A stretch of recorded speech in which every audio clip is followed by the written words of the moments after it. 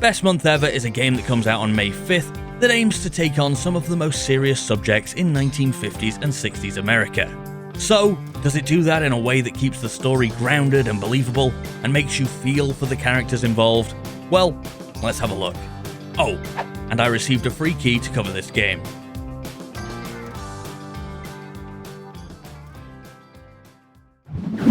So like I said, the subject matter here is serious and heavy. And what do I mean when I say that? Well, in its approximately 3-hour runtime, Best Month Ever covers racism, abuse, and death. Not sounding like a particularly great month so far. Starting out, you'll take control of single mother Louise, and we quickly learn that Louise has just discovered that she is seriously ill, and only has about a month to live. She wants to use this month to ensure that her son Mitch is looked after when she's gone.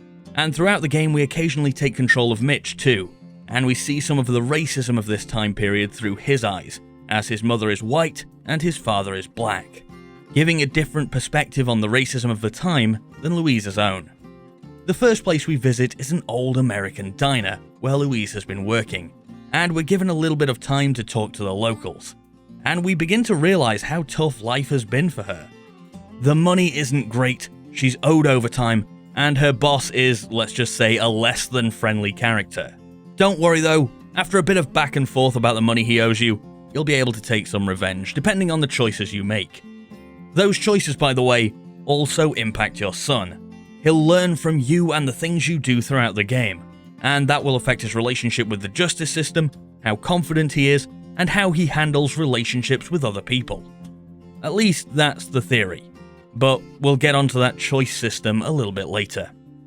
All told, this first scene at the diner sets up the game nicely, as we're introduced to our two main characters, get a little bit of background on them, and learn what their motivations are going to be going forward.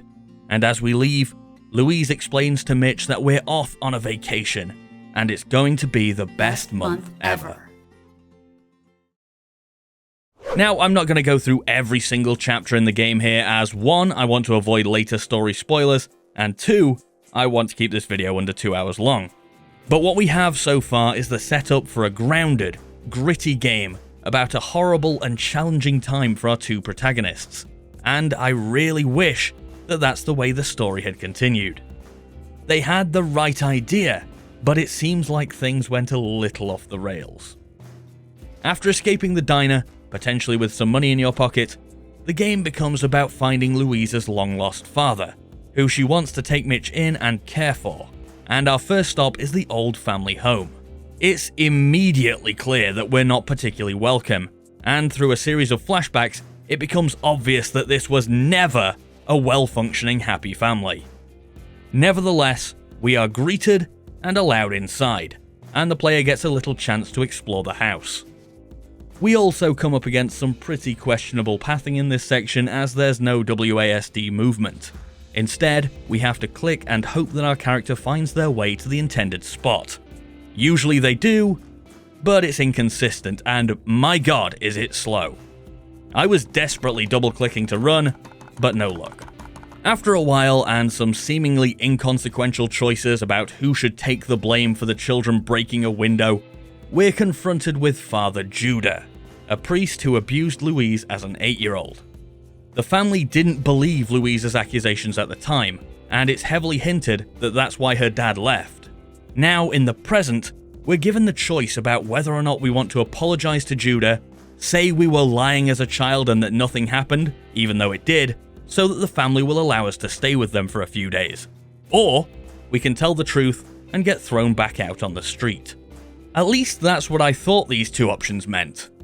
In reality, this option that says, apologize for what Father Judah did to you, means telling the truth. And this option saying, apologize to the whole family so that Mitch can stay, also means telling the truth. Yes, seriously. These two options end in the exact same way. There's no choice here, and no matter what you do, and spoiler alert, Father Judah gets shot and killed with the rifle we saw earlier as we explored the house. This moment is the first time I was really worried about the game, and it's indicative of the two major problems it has, and the first one is perhaps the biggest. This is a choice-driven game where your choices barely matter at all. Once I'd finished the game, I played through chapters 1 and 2 again, making the exact opposite decisions at every possible turn. And guess what? The same things happened in the end anyway. Now, I get that it's difficult to create a game where your choices really matter. It's just so much work creating extra branching paths and scenes that 90% of the players of your game may never even see.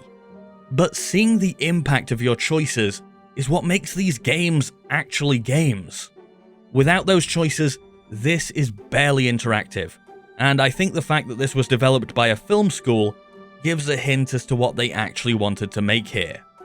I don't want to be too harsh, but this is the reason I stopped caring about Telltale games.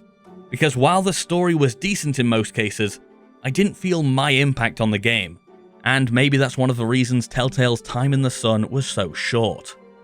So, what do your choices actually affect? Well, as I mentioned before, I finished the game in its entirety once through and replayed a couple of the chapters, and from what I can tell, the only thing you're changing aside from a few lines of dialogue here and there is the 3 stats we mentioned earlier. And these stats only seem to determine what job your son Mitch gets at the end of the game, when he tells you about his grown-up life.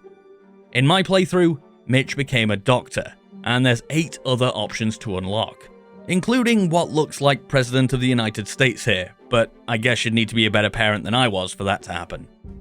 But for me at least, a change in what is effectively a "where are they now" cutscene at the end of the game just doesn't offer enough incentive to make Best Month Ever replayable.